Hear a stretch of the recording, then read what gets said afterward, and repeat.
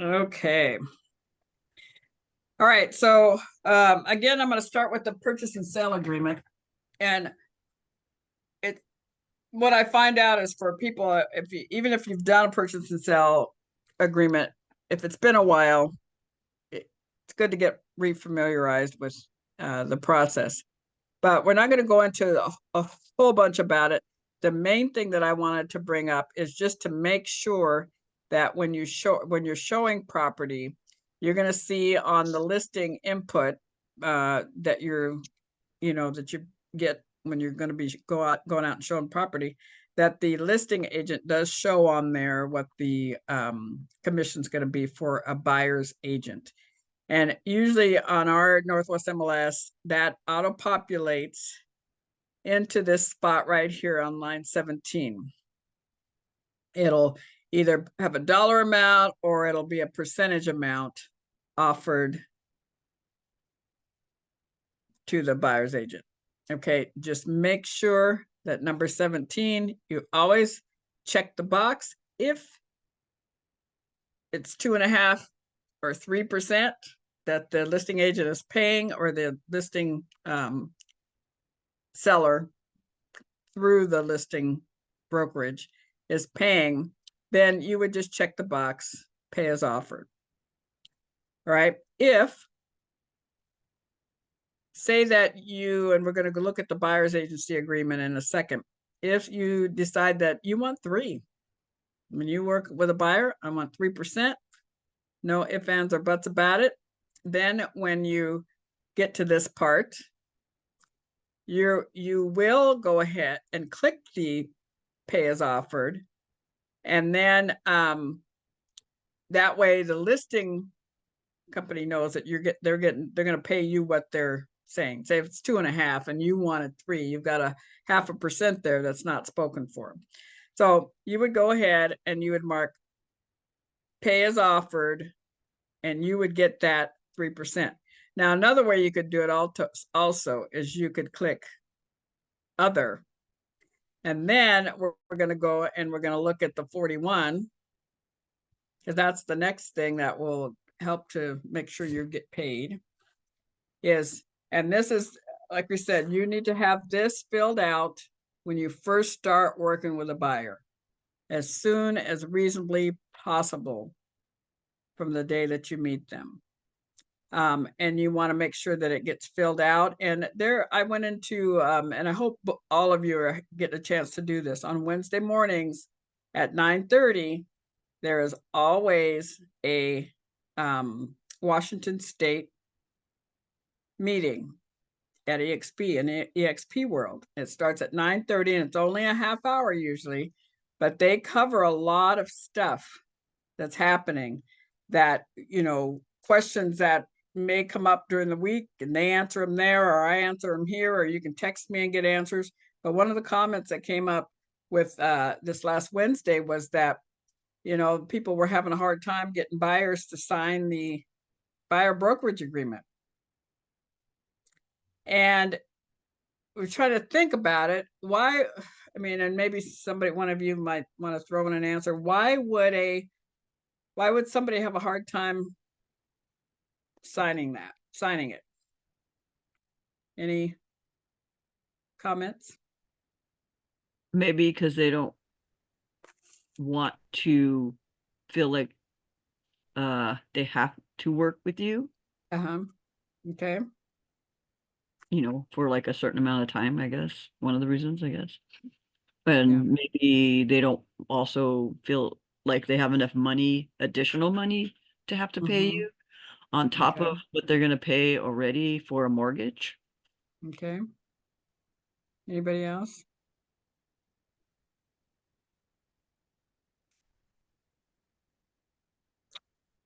Yeah, couple things. Maybe they're not serious about buying right now. Maybe they're just looking, and this is, to them, will be a real commitment.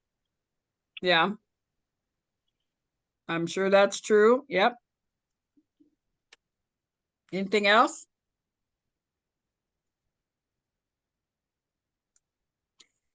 Okay, so one of the things that came up in my mind is that buyers have never had to sign them before. It's true. You know, some agents have been working with them for a while and they request that all their buyers sign them, but usually it's after you've shown them a house and you've built that trust, and then they're willing to sign it. And it may be what works for you. But the rule is that we have to have them sign it as soon as reasonably possible. So you just do what you can with it. So one of the things that a reason I wanted to bring this up before we get into detail on signing this is that somehow you have to get across to the buyer that this agreement can be canceled at any time. Okay. But one of the reasons that you do need to sign it is because it's a law now. It's a rule that we have to do it. And any buyer's agent that they work with is going to have them sign one also. And you just say, hey, if we can work together and trust each other for the next 30 days, I'll help you find the house that you're looking for. If for any reason before that happens, either one of us decide that this is not a good fit, then we can cancel it. But any property that I show you during this designated time in the designated area that we've talked about, I will be the agent of record. And so I will be helping you through the full process, and that's what I get paid for doing. And I think if buyers know that it's not just them and you're not the only one that's having people sign it, if they know that this is a new change in Washington state, it's eventually happening all across the country. We've just are ahead of the game, and it's just a rule that's come up, and it started January 1st. And so you just want to go over that with them. Now, one thing too is once you get more familiar with the form, it's going to make it easier and easier, because we're going to go through this top part here. And you can do whatever number of days you want to here.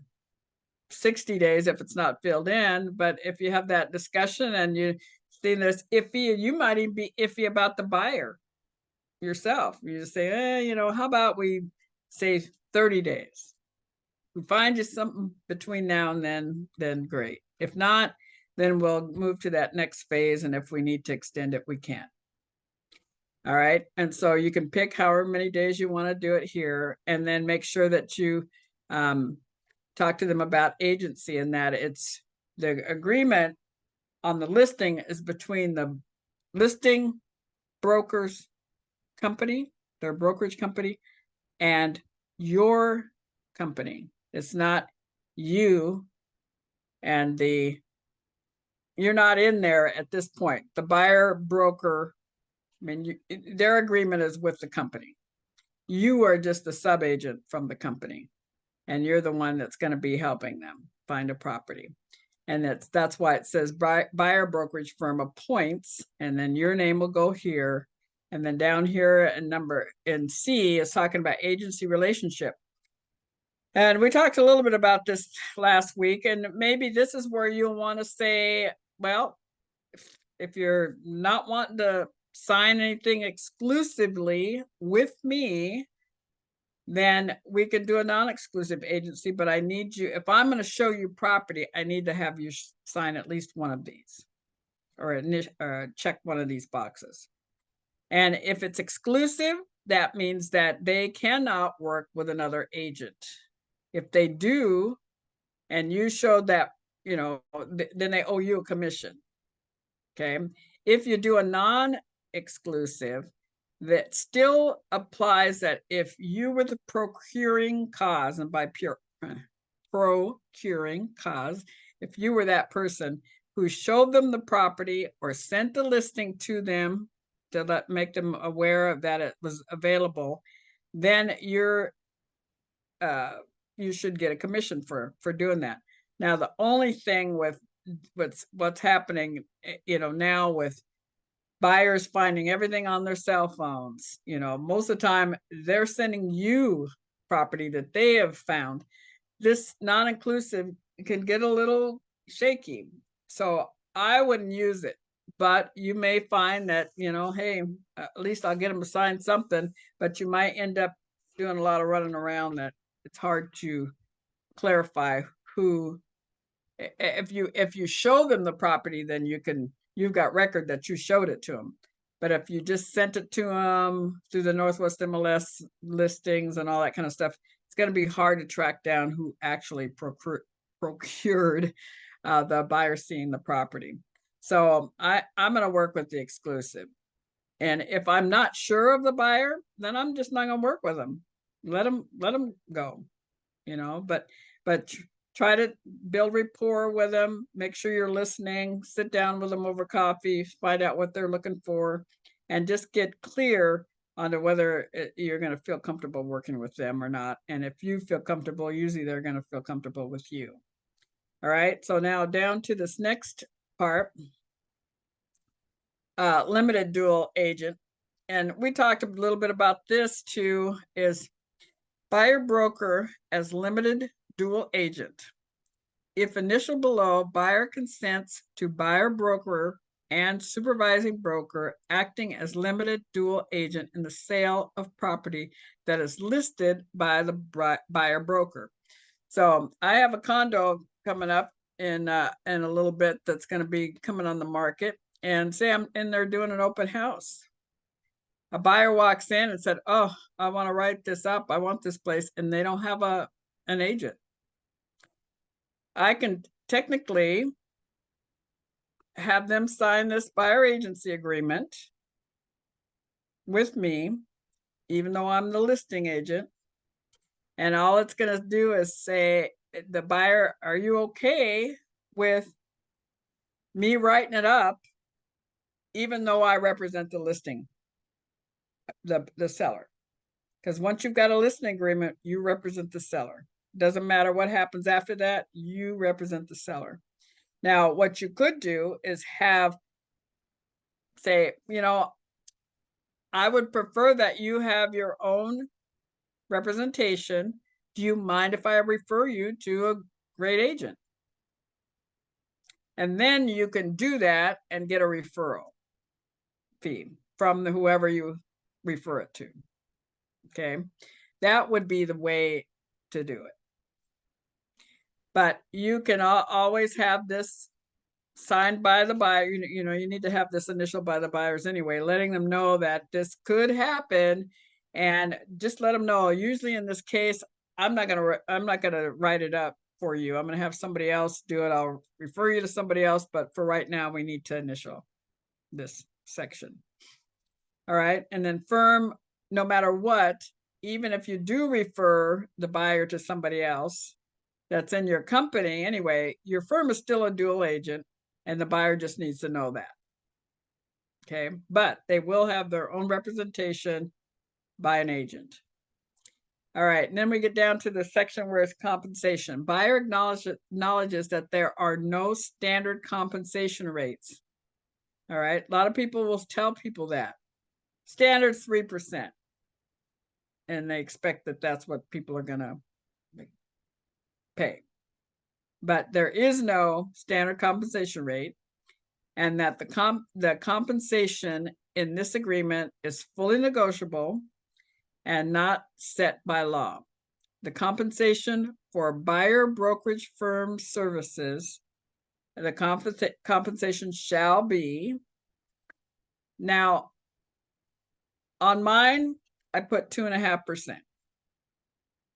Like I said earlier, some of you might want to do 3%. If you do 2.5% and it shows 2.5% on the listing, then you're cool, and you can tell the buyer, you know, I require 2.5%. And if we show a property, and you will know ahead of time when we go to look at a property what they're paying on the commission ahead of time. So you'll never walk into a situation blind. you can choose, well, you know, I'm gonna, and then let them know, okay, if that's concerned to you, and say that the you want 2.5% and you list it there, just tell them the situational setup, that if you do show a property and the listing agent, the listing is only offering 2%, there's a way that we can work with that. Not that I'm going to take less, but there's a way that we can work with that so that none of it's coming out of your pocket. Are you okay with that? And we'll talk about that in a second here. So you just put in here whatever you're asking for. I won't even type it in. 2.5 is what I put here. And then if buyer broker is a limited dual agent, like we talked about up here, say that they do decide they're going to write it up. Even though it's their listing, and their buyer comes in and the listing agent decides, I'll go ahead and write it for you, but I represent the seller, so you won't have representation. Are you okay with that? And if the buyer is okay with that, then you just write it up. And here is where we're gonna, this will be done ahead of time. And you can, you know, I can use my story, my own story, when I'm working with a buyer as it comes in, and go, this is my listing, but I'm going to have you sign this, that buyer acknowledges that there are no standard compensation rates, and that the, oops, excuse me, I need to be down the wrong one. Other one. If buyer broker is a limited dual agent and represents both buyer and the seller, then the compensation shall be equal to the amount in subsection 5A, if not filled in. So if you don't fill this section in and you end up doing both sides of the deal, or being a dual agent, you'll only get paid what you put here, which is the 2.5%. Now, usually I charge at least a 1.5%. I can go either one or 1.5, but I try not to do dual agency. I've done it, but I try not to do it. I don't like doing that, just because of the liability. And if anything comes up, any questions, I mean, there's some things that can happen that you don't want to have to deal with. I would put in here 4%. Okay. If I did end up in that situation where I would get 4% total, not just as for being the buyer's agent, but the whole percentage is what I will take. Okay. Any questions so far?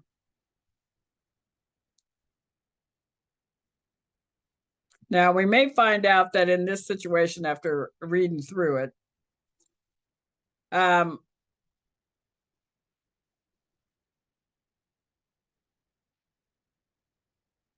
I'm going to have to ask this question because it's kind of pinging my brain here, is that whether or not this should be listed as 1.5% or 1% of the purchase price.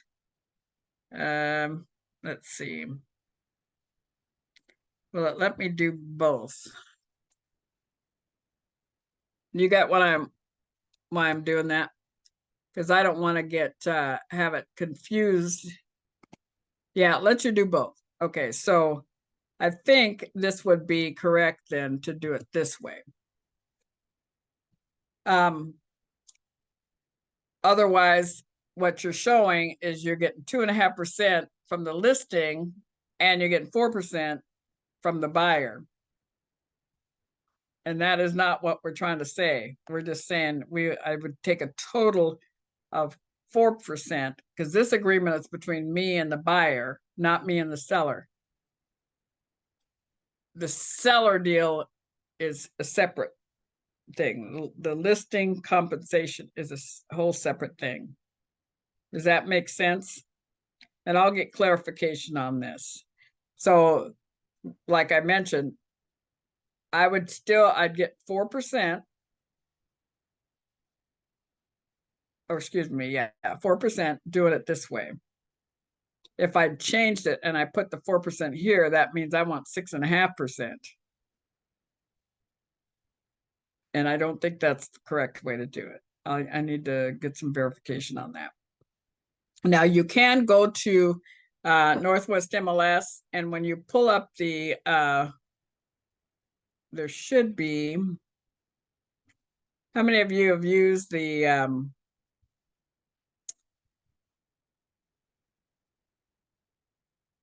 deal when you pull up a form, it usually has the kind of a cheat sheet that helps you fill it out. And I don't see it here. But I'll do some homework on that. But for now, let's just say that we're gonna leave it where you've got the you split them. 2.5 is here, 1.5. And now that I think about that, maybe that's not right either. Well, I'll figure it out and let you know. All right. Anybody have any thoughts on that? You get what I'm, where the quandary's coming from? I Yes. thought that the A was, never mind. You're confusing me. Sorry. So I was thinking, because the B is like just the buyer broker doing limited dual, and I thought A was regular and not doing limited dual. It's correct. That's correct. So this Okay. is normal. All right. Okay, Right. 2.5%. Yeah. And this next section is if the buyer is a limited dual agent, so representing both parties, both buyer and the seller, then the compensation shall be equal to or greater to, okay, now after going through it, talks about represent both, then I will go back to the 4. But like I said, I'm going to double check that just to make sure I've got that word. The verbiage isn't clear because this is,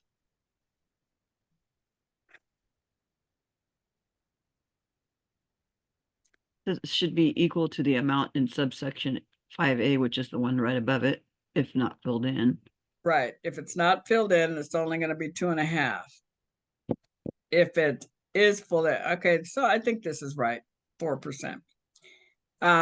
Now, EXP, this form, they're going to have this form and they're going to have the listing firm form. And on the listing firm form, the same question comes up. So we just have to make sure they match, because that's how EXP is going to take both of those forms and they're going to create your commission disbursement from that and determine how much you should be getting. But I'll verify that. But I'm now that after talking it through, I'm pretty sure that this is correct. I don't know why. Better. Yeah, that is better. Yeah, I questioned it, but I think as long as we're consistent on what it says on the listing agreement too, we're fine. All right. So now this comes down to if things aren't equal. So we've got the seller offer is equal to the compensation. If the seller's offer is equal to the compensation, buyer shall accept seller's offer, and buyer shall not be obligated to separately pay the firm. Okay, so if there you have in your form on your buyer's agency 2.5, and the listing is offering 2.5, you're good. No questions. Just make sure you check that box that says pay as offered. And then we get down to section B, seller offers greater than the compensation. So if seller's offer is greater, so if the listing is showing that they're paying 3%, and I'm only asking 2.5, and then if the seller's offer is greater than the compensation, buyer shall accept seller's offer, and buyer shall not be obligated to separately pay the firm. The amount of the seller's offer that is greater than the compensation shall be, and then you've got some choices here. So you've got an excess of 0.5%. Say it's 3 that the listing is offering. And you can check this box that's paid to firm Now they're not saying which firm.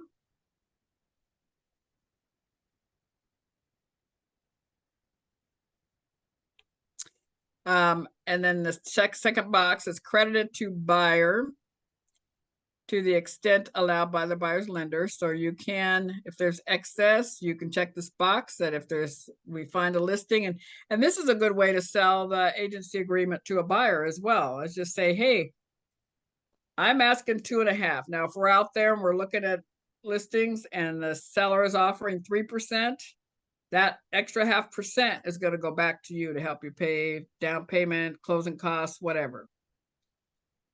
Okay, that sounds good. Sounds like that's a little incentive for the buyer. Or credited to the seller or other. So I don't want to say you can make up anything you want to, but it's very flexible, and it's an agreement between you and the buyer. I mean, it could be paid to you. Or we could say, we're going to make your offer and ask for closing costs from the seller. And if they agree to that, then, you can check the other box. I mean, you'd have to come in and make an addendum on it because you've got to pick something before you start showing property. So usually the best thing to do is just check the box that says credited to buyer. And then if you need to change something, there's an addendum that you can use that changes things. Okay, now on to C, sellers offer less than the compensation. If seller, this is the one that's going to be the most thing that the buyer is going to be concerned about. If seller's offer is less than the compensation that you've agreed to with the buyer at 2.5, buyer shall accept seller's offer, if any, and either pay the difference, request that the seller pay the balance of the compensation to the firm as part of the buyer's offer to purchase of the property. So you would want to know this ahead of time. So when you construct your offer,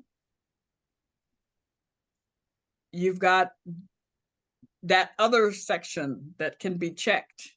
So if, when we looked at the Form 21, we've got that section up here where you could say paid as offer, or you can check the box that says other, or you can do, it looks like lets you do both. No, I guess hold on, let me see. Yeah, it does let you do both. And then you can just make sure, see addendum. And there is an addendum, and we're going to look at that in a second. There is an addendum that you could go to that says, this is, actually it's the addendum we're working on, that says what you're going to do if it's unequal. Okay. So let's see, where were we? Yeah, pay the balance, request that the seller pay the balance of the compensation or other. And then you could explain it here what the other is. And it's between you and the buyer what you choose to make that other be. And if you have any questions, this is going to be a continually evolving question, because I'm sure agents are going to come up with all kinds of things that work better in some situations and better not in others. And so it's going to be flexible what you can put. All right, compensation terms. Like I mentioned before, just make sure you go through and read through some of these, but exclusive agency, what that is, non-exclusive, compensation after expiration. All right, and you want to make sure that you make this, put the maximum days in there, 60. Okay, and then you're going to want to, here, let's talk about E right here. Cancellation without legal cause. For exclusive agency, if buyer cancels this agreement without legal cause, buyer may be liable for damages incurred by the firm as a result of such cancellation. Now, let your buyers know, and if they read their agreement, they're going to read this.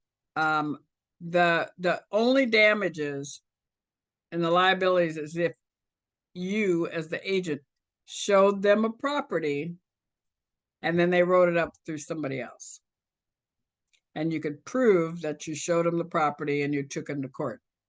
A lot of buyers just forget it. I don't even want to deal, I mean, not buyers, but buyers agents. I don't want to deal with having to go to court, whatever. But buyers don't know that. And they're going to go, okay, it's just a term in there to make sure that when they sign this agreement, unless you come down to it and later on decide to cancel it and it's mutually agreed that you're canceling it, then they can walk away and be fine. But just know that any property that you showed them, they are legally bound to pay a commission for that. All right. And then showings, listings, VA. So buyer broker shall or shall not, if not checked, be obligated to show properties to buyer for which there is no seller's offer and buyer has not agreed to pay the compensation. Okay. So you want to make sure you check that box, shall not. Okay. That the buyer broker shall not be obligated to show properties to the buyer, and you're going to discuss with them why. Second, listings. Buyer broker shall bring listings to the attention of buyer regardless of the seller's offer. I mean, the buyers, they find the listings anyway. I mean, that's not going to be something that you'll have to worry about too much, and then you put down any exceptions that you think apply. And then VA financing, due to VA regulations, if buyer is obtaining a VA financing, the compensation must be paid by the seller. Okay, everybody understand that? Okay. Okay, and go through and just kind of read through all of these. Inspections are always recommended.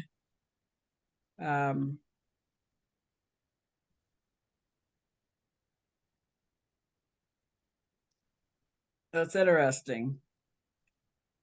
Number 11. Right now, we don't have any, I haven't seen any short sales in years, but that's what they're talking about with distressed property. The buyer is that the firm will not represent or assist buyer in a transaction that is a distressed home conveyance as defined by Chapter 61 RCW. Unless otherwise agreed in writing, a distressed home conveyance is a transaction where a buyer purchases property from a distressed homeowner, allows the distressed homeowner to continue to occupy the property, and promises to convey the property back to the distressed owner. Oh, okay, so they're talking totally different than that. I'm gonna have to kind of get in here and review this because I'm not. They're talking about something different than short sales in here. Okay. All right. Any questions?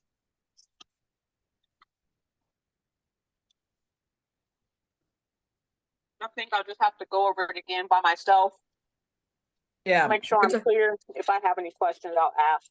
Yeah, and which I think is a good idea anyway, just to read through it, and I've read through it a few times and still had that question about what should I say, so your brain is working different all the time, and once we've gone through these and used these forms enough, it'll be I will say it'll become easier, but every situation is going to be different. So you just have to think out of the box.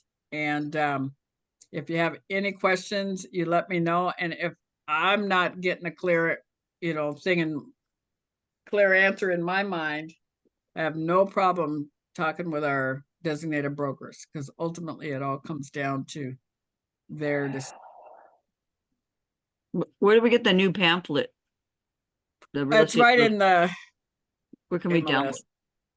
You We- can, let me find the page here. Let me get Just to it down, here. so I can download it and read it, since it's new. Would it be under forms?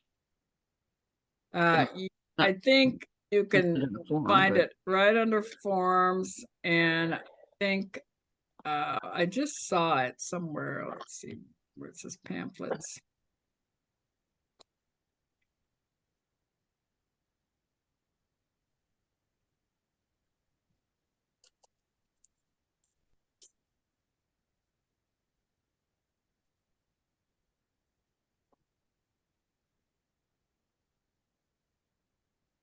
No, that's Windermere.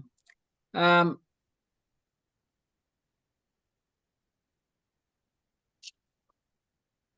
I just saw them, and I think when you do your offers, I haven't done a buyer in a since January 1st.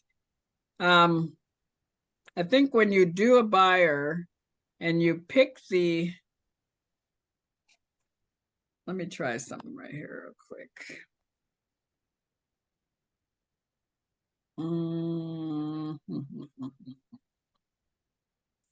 Trying to think if I want to go through transaction desk or try it like we normally would. Let me just try it like we would if I were writing an offer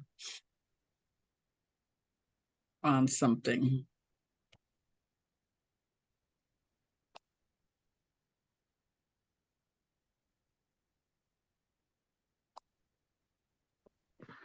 Is it the pamphlet that's on the legalwashington.gov website? What's the title on it? Are you looking at it? Yeah. I know there's other ways of showing, but I think the pamphlets show up. Once you, you're just supposed to send it to your client. yeah, but I think it'll come up when you, But I think it's a good idea for us to read it since it's kind of new. yeah. Let me look at see what comes up when I create this.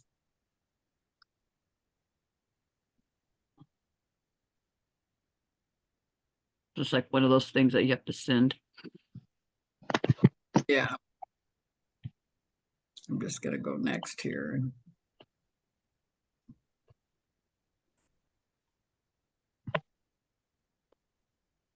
There, yeah. So they come up when you're, So Form P1. yeah. So So maybe probably if look you, for it then. yeah, maybe if you look for that just when you get to the forms section. So Form P1, and then as always, as long as you pick the template correctly, the EXP forms that we have to have people sign. But here we go. There's P1, P2, and P3. Okay, and then once you get into the signing part of things, which comes after you fill out the forms and you go to the signing, then the other things will show up. Okay, but we'll go through it step by step if you've got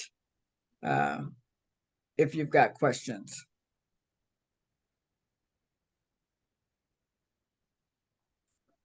Yeah, thanks, Ben. I'll pull that up and see. RCW. Yeah, so law of agency pamphlet, and then we've got two other pamphlets for mold and mildew, and then also lead base paint pamphlets.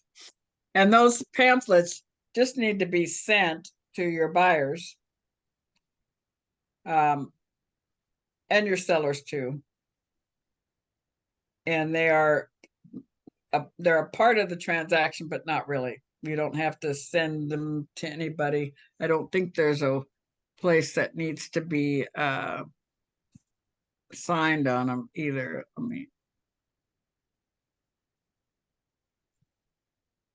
let me open this up because I think it's just a pamphlet, and I don't think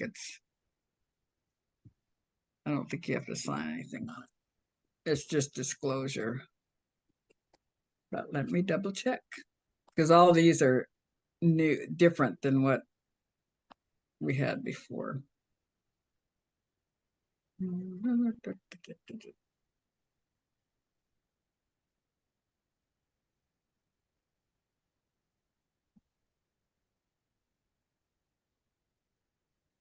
Yeah, there's no place for anybody to sign. You just have to make sure they get one. Okay.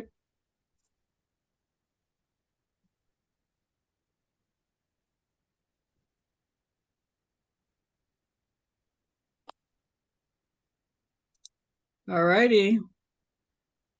I think that is it. And as always, if you have any questions, you're in the process of working on anything, text me and I'll set up a time to chat on the phone, or we can get on Zoom if there's something we need to go over step by step. And then just kind of as a last thing, one thing that I did, and I like having a visual as far as when I was working with a lot of clients. Right now, I mainly work with people referral basis. They call me past clients or whatever. I'm not marketing myself. I'm not doing any of that anymore. But when I had a goal that I wanted to do so many transactions per month. And so I had a kind of a little rack with my file folders on them, and nobody uses them anymore because everything's online. And to me, it's kind of if you're a visual person and you're motivated by what you see, the system that I used to use might work perfect for you. And what I did was I had to have at least 3 files in escrow at a time. And if I didn't, I was on the phone until I did. Whether it was calling, asking people for, hey, who do you know that's talked about selling? Who do you know that's talked about buying? Or I've got a listing, who do you know that might be looking for one? And just making those calls. And then it's doing the same thing that Kelly was talking about earlier. You're making contact with them. It's inadvertently reminding people what you're doing, that you're in real estate and that you're, looking for buyers or sellers. You've got lots, it's just a way to stay in contact, and you could get business that way. Now, doing open houses, doing whatever you can to get those 3 files in escrow. And I'm not talking about if you're working with a buyer. That means it's a contract that I had signed and we were under contract and moving toward closing, whether we were going to have an inspection or whatever, but we did have mutual agreement on it. And when I did that, that was motivating to me to see those 3 there. And when one closed, oh, got to get another one, or a new one was closing, and I'd start working on getting that 3rd one back in there again. So I always had 3. And what it did was my goal was 3, but usually I'd have 5 or 6 or 7 all at one time. And man, if you're wanting to just do real estate and not have a regular job anymore, that's the way you're going to be able to do it. You got to have some type of goal for yourself that this is what I want. And once you decide that, and you make it fun, and you make it whatever you need to do to get keep that ball rolling, it motivated me. And I'd go into the office every day. Well, now we work from home, and most people work from home. But I would come in here and have a list of what I want to accomplish during the day. So you just got to keep yourself structured in some way. Otherwise, it's really easy just to a whole day will go by and go, oh, what did I do all day? And did I do anything that's money making, or was I just doing busy work? So it's only you can decide. You have to establish your goals and figure out a way that you can keep it right in front of you all the time. Another thing to do is make a vision board. I don't know if you know what that is.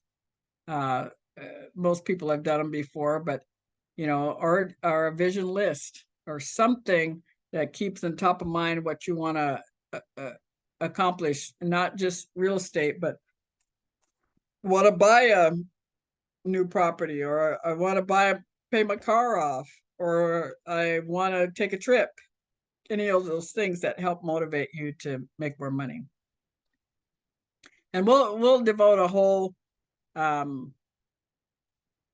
Zoom to that kind of stuff, because you have to be able to monitor yourself, motivate yourself in order to do well in this business.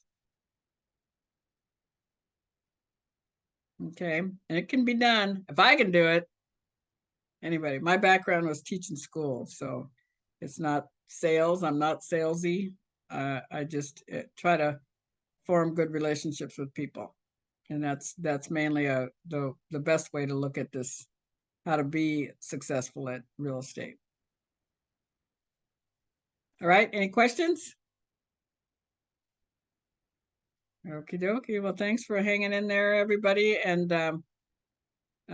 hopefully we'll see you at the clock hour class on the 8th of February. And if any of you can go to Kelly's deal, that planning that she's doing is definitely going to be, you know, help with reaching the goals that you want to set for yourselves.